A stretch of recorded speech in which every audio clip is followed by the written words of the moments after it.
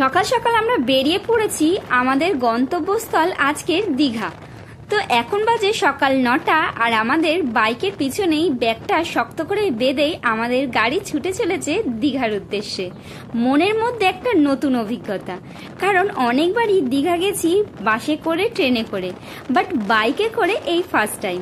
আর অনেক দিনের ইচ্ছা ছিল এই বাইকে করে একটা দীঘা রাইড করার, খুবই শখ ছিল। বাট এই ফার্স্ট টাইম দীঘা রাইডটা মনের মধ্যে খুবই আনন্দ লাগছিল। আমি কথা বলতে বলতে আমাদের ব্রিজ পার করছি, কোলাঘাট ব্রিজ। তো এখানটা একটু দাঁড়িয়ে ছবি তুলে নেব। তো চলো আজকের গন্তব্যস্থল তোমাদের সাথে সম্পূর্ণটা শেয়ার করতে চলেছি। হাই এভরিওয়ান, সবাই কেমন আছো? আশা করছি অনেক অনেক ভালো আছো। আমিও তোমাদের ভালোবাসা এবং মহাদেবের আশীর্বাদে খুবই ভালো আছি। তো আজকে আমাদের গন্তব্যস্থল আছে দীঘা।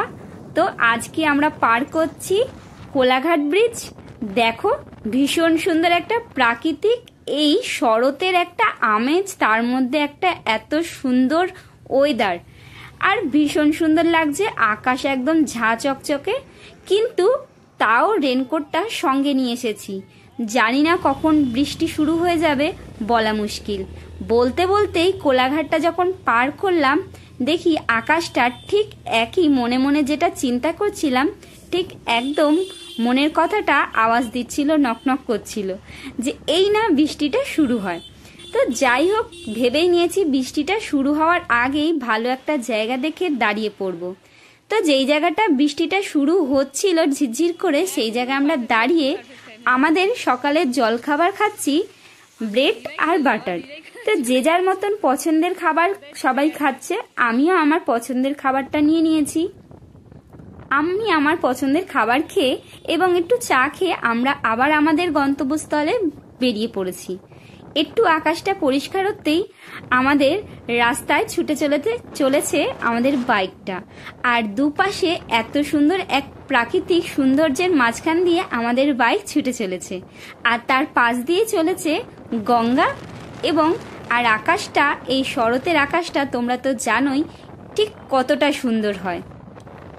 আজকে আমাদের থাকার ইচ্ছা আছে মন্দারমণি।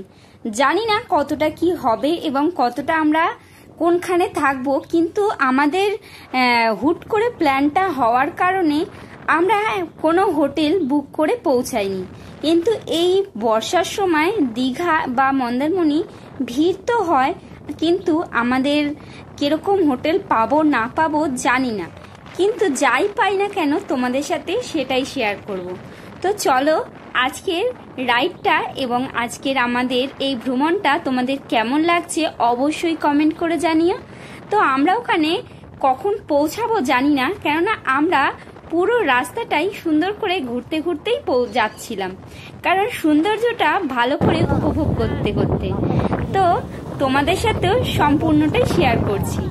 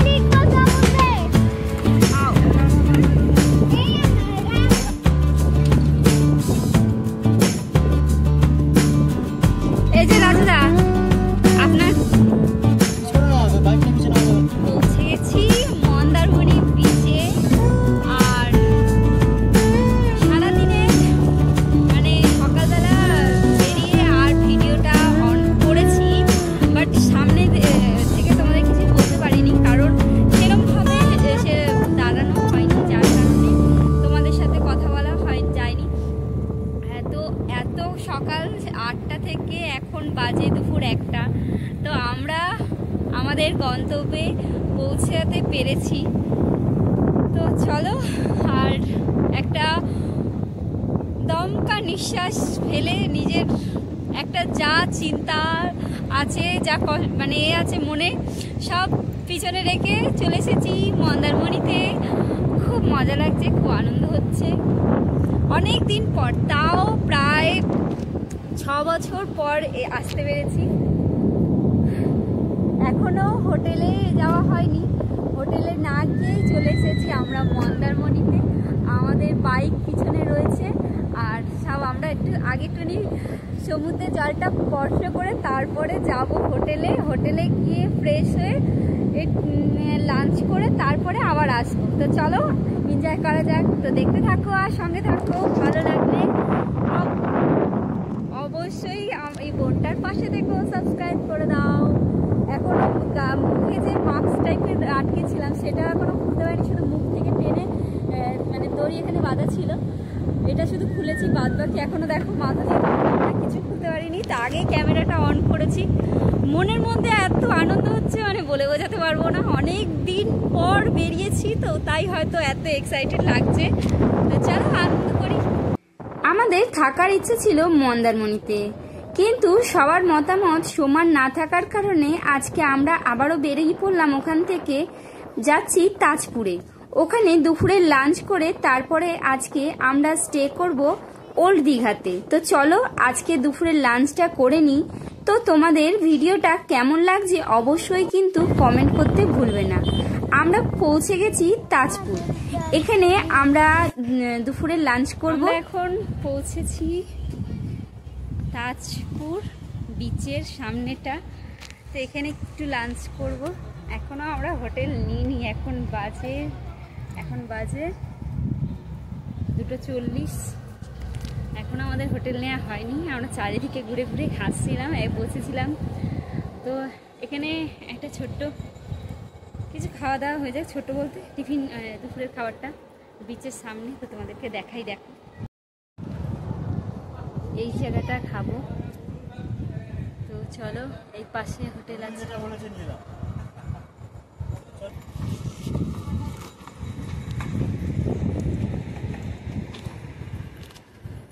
এখানে অনেকগুলো হোটেল আছে। এখানে চলো বাবা,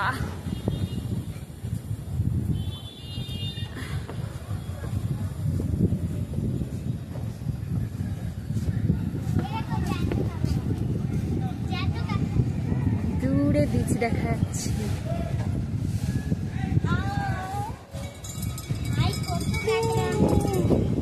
আমি কাঁকড়ার বাচ্চা দেখেছি, এখানটা প্রচন্ড বড় আছে। চলো সবাই খাওয়া দাওয়া করছি।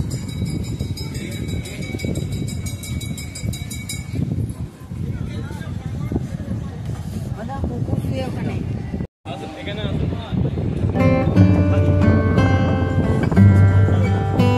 সবার মুখগুলো যা কালার হয়েছে না, একদমই তাই।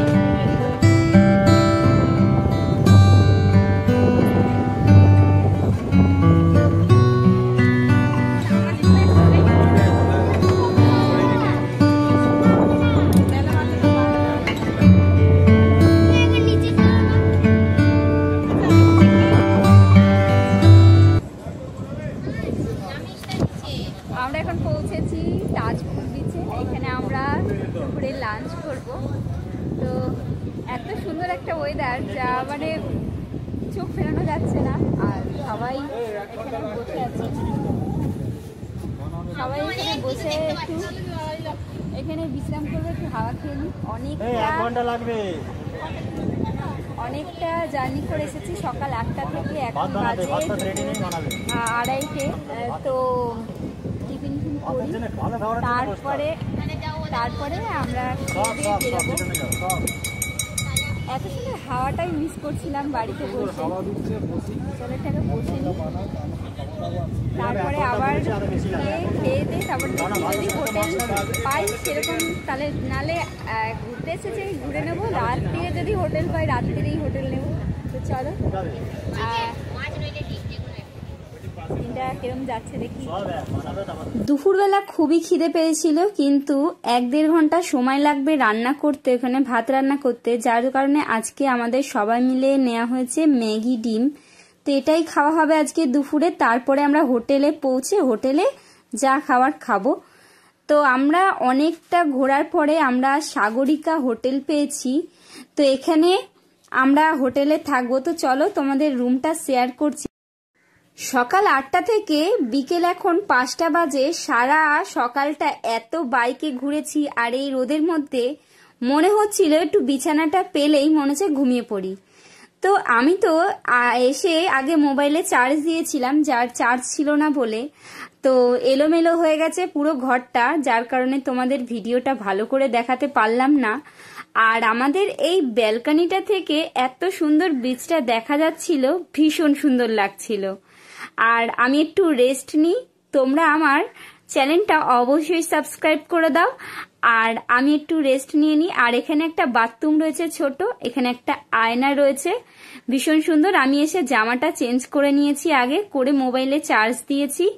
আর এখানে একটা টিভি রয়েছে, আর টিভিটা এখানে তোমরা টিভি দেখতে পারো। আমার তো এখন মনে হচ্ছে ঘুমাতে পারলে আমি বাঁচি। আর এখানে বাথরুম রয়েছে ছোট্ট, তো বাথরুমটা ঠিকঠাক আছে, বাথরুমের জন্য অসুবিধা নেই। আর এখানে বিছানাটা রয়েছে, এখানে আমরা হেলমেটগুলো ওপরে তুলে রেখেছি। আর একটা আলমারি আছে, ওখানে সব জামা কাপড়গুলো ভেতরে ব্যাগে ঢুকিয়ে রেখে